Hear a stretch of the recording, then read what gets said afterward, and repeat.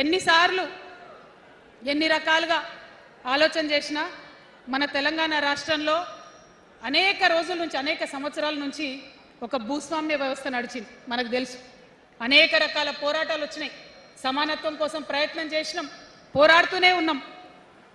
అది రైతాంగ సాయుధ పోరాటం కావచ్చు, ముల్కీ ఉద్యమం 1952 కావచ్చు, 1969లో తెలంగాణ ఉద్యమం కావచ్చు, తర్వాత వచ్చినటువంటి నక్సలైట్ ఉద్యమం కావచ్చు, అనేక సామాజిక ఉద్యమాలు, ఎందరో మంది మహానుభావులు ప్రొఫెసర్ జయశంకర్ గారి దగ్గర నుంచి మొదలు పెడితే చాక లైలమ్మ గారు, దొడ్డి కొమరయ్య గారు, ఆరుట్ల కమలాదేవి గారు, రావి నారాయణ రెడ్డి గారు, సురవరం ప్రతాప్ రెడ్డి గారు, దాశరథి గారు, కాలోజీ గారు, నక్సలైట్ ఉద్యమంలో గద్దరన్న గారు, గణపతి గారు, మారోజు వీరన్న గారు, సాంబశివుడు గారు, ఇట్లా అనేక మంది పోరాటం చేస్తే అంతో ఇంతో సమానత్వం ఇప్పుడు వచ్చింది.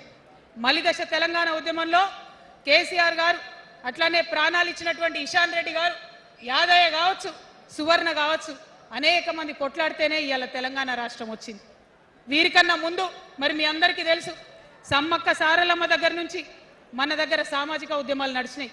కొమరం భీం కావచ్చు, సమ్మక్క సారయ్య కావచ్చు, సారలమ్మ కావచ్చు, షోయబుల్లా ఖాన్ కావచ్చు, మగ్దూం మొయ్యుద్దీన్ కావచ్చు, ఇట్లా అనేక మంది కొట్లాడితే కొంచెం సమానత్వం వచ్చింది.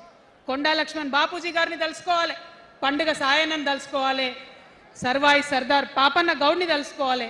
ఇట్లా అనేక మంది కొట్లాడి, పంతు నాయక్ గారు ఉన్నారు, మరి ఇట్లా ఆదివాసీ వీరులు అనేక మంది ఉన్నారు, బియ్యాల జనార్దన్ రావు ఉన్నారు, ఆదివాసీల కోసం కొట్లాడినటువంటి బిడ్డ. వీరందరినీ కూడా వారి స్ఫూర్తిని తీసుకుంటాం. రాజ్యాంగబద్ధంగా రాజకీయ శక్తితోని పోరాటాలు మిళితం చేసి, ప్రజా పోరాటాలు మిళితం చేసి మనం కలలుగానేటటువంటి సామాజిక న్యాయ తెలంగాణను సాధిస్తామని మళ్ళొకసారి సగర్వంగా ప్రకటన చేస్తూ ఉన్నాం. మరి వాళ్ళ తెలంగాణ రాష్ట్ర సేన మీ ముందుకొచ్చిందంటే ఉట్టిగానే రాలే. తెలంగాణలో ఏం జరుగుతుందో ఒకసారి తెలుసుకోవాలి, మనం ఆలోచన చేసుకోవాలి, అర్థం చేసుకోవాలి. ఎన్ని పార్టీలు ఉన్నాయి? 3 పార్టీలు ఉన్నాయి. భారతీయ జనతా పార్టీని తీసుకుందాం. ఆ బీజేపీ అనే పార్టీకి అసలు తెలంగాణ ఏర్పాటే ఇష్టం లేదు, తెలంగాణ ఏర్పాటు అవడమే ఇష్టం లేదు. అందుకే వాళ్ళ అగ్రనాయకత్వం అంతా కూడా ఏం మాట్లాడతారు? తల్లిని చంపినరు, పిల్లని బతికించిరని ఒకలంటారు, ఇంకొకరు ఏమంటారు? నిన్ననే ఒక తలకాయ లేని ఎంపీ, మెడకాయ మీద తలకాయనే లేదు ఆయనకు, ఏమన్నాడు ఆ ఎంపీ? ఇండియా పాకిస్తాన్ విడదీసినట్టట, ఆంధ్ర తెలంగాణను విడదీసిరట. మరి వాళ్ళ అగ్రనాయకత్వం ఇన్ని మాటలు అంటుంటే మన ప్రాంతంలో ఉన్నటువంటి భారతీయ జనతా పార్టీ బానిస ఎంపీలు ఎవరైతే ఉన్నారో ఒక్క మాట కూడా వాళ్ళు మాట్లాడరు. ఫెడరల్ స్ఫూర్తికి విరుద్ధంగా రాష్ట్రం ఏర్పాటు అయిన తర్వాత 7 మండలాలు మనకి గుంజుకుంటే పార్లమెంట్లో పల్లీకులు ఇస్తారు, కానీ ఆ ఎంపీలు ఒక్క మాట కూడా మాట్లాడరు. 8 రూపాయలు ఇవ్వకపోతే ఆ ఎంపీలు ఒక్క మాట మాట్లాడరు. విభజన హామీలు ఇవ్వకపోతే ఆ బీజేపీ బానిస ఎంపీలు ఒక్క మాట కూడా మాట్లాడరు. అంతేకాకుండా సామాజిక న్యాయం అనేటటువంటి ఒక కాన్సెప్ట్కే బద్ద వ్యతిరేకి భారతీయ జనతా పార్టీ. అందుకే ఏం చేస్తున్నారు? మహిళా బిల్ అయితే మోసం, 2 సార్లు పాస్ చేసిరు, దాన్ని మొత్తానికే పక్కన పెట్టేసిండ్రు. బీసీ బిల్లు ఇక్కడికి వెళ్ళి పంపిస్తే దాన్ని తొక్కిపెట్టిండ్రు. కులగణన వేస్తామన్నారు, దాన్ని తొక్కిపెట్టిండ్రు. అత్యంత పేదవాళ్లకు సమాజంలో 2 బుక్కల అన్నం పెట్టేటటువంటి ఉపాధి హామీ పథకం ఉంటే కూడా దాన్ని కూడా మొత్తానికి బంద్ చేసి పెట్టిండ్రు.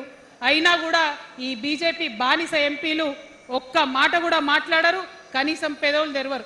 నేను ఇవాళ బీజేపీ ఎంపీలను డిమాండ్ చేస్తున్నా, సవాల్ చేస్తా ఉన్నా, మీరు తెలంగాణ తల్లి బిడ్డలైతే కనీసం భద్రాచలం దగ్గర ఒక 5 గ్రామాలు ఉన్నాయా, ఆంధ్రాలకు పోయినాయి, అవి పోతే మన రాముడి గుడి మునిగిపోతుంది.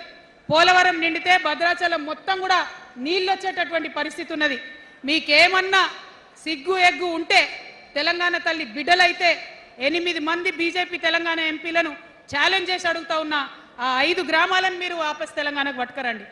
మేం మాట్లాడినాం, జాగృతి నుండి మాట్లాడినాం, ఆంధ్ర వారికి లేఖ రాసినాం, కేంద్రానికి లేఖ రాసినాం. మరి మీరేం చేస్తున్నారయ్యా? రాముడి గుడి ఇక్కడ భద్రాచలం రాముడు కాదు.